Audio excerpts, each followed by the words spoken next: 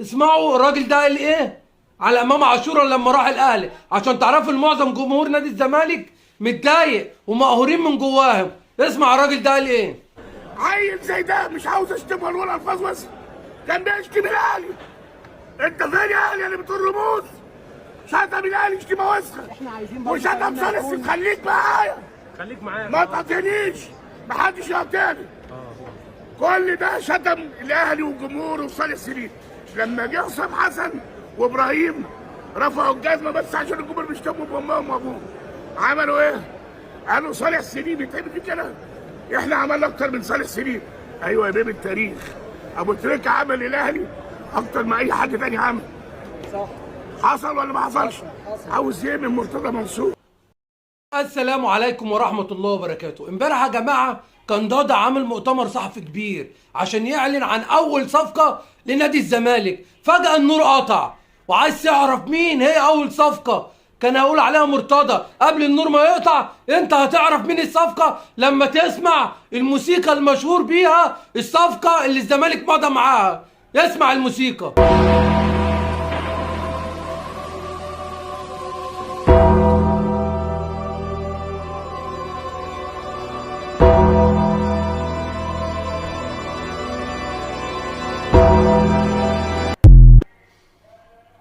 ايه يا عم ضاضة؟ يا عم ضاضة انت جايب لنا اندرتيكر؟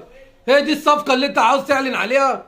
انت هتضحك على جمهور الزمالك تاني؟ وضاضة طلع قال لك احنا عملنا صفقة القرن والدنيا كلها اتكلمت. احنا ما خدناش من الصفقة دي يا جماعة غير دي، غير صورة، اكون ولا الصفقة تمت ولا صفقة قرن واتضحك علينا. ما خدناش غير صورة من صفقة عبد الله السعيد بعد ما السوشيال ميديا كلها اتقلبت، وقعدوا اسبوع يقول لك الزمالك ضرب الاهلي في صفقه العمر وعبد الله مضى مع الزمالك. طلع كله فنكوش، اخر الحوار ده كله كان صوره.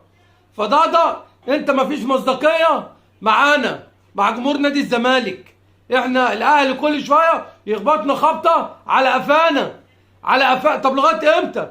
الاهلي كل دقيقه يخبطنا في لاعب. خد كهربا في عز ما كان هو نجم الزمالك، وخد امام اللي هو ابن الزمالك واللاعيبه فرحانه. ده امام ما كملش يوم وكان ماضي مع الاهلي وخد اول بطوله واحتفل معاهم وعمل لك كده بتاعه الاسد. ايه يا عم؟ ولا كانه متربي في الاهلي. يبقى احنا تربيتنا ما عرفناش نربي. اما ابننا بقاله يوم ماضي مع الاهلي ويطلع يحتفل معاهم في الدوري ويعمل لك كده زي كهربا. ايه يا عم ده؟ دي تربيه ايه دي تربيه وزه. انا مش عايز اقول الكلمه الثانيه، دي تربيه وزه. يعني انت يا امام احنا ما عرفناش نربي يا ابني.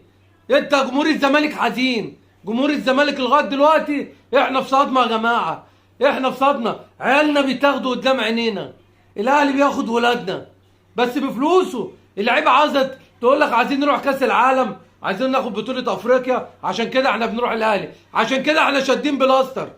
احنا شادين بلاستر، ما عندناش عين. العيال بتحرجنا، ولادنا بيحرجونا باللي احنا عندنا عجز، اللي احنا مش عارفين ناخد افريقيا ولا عارفين نروح كاس العالم للانديه. هي دي المشكله. ما تنسوش تعملوا مشاركه للفيديو. سلام عليكم.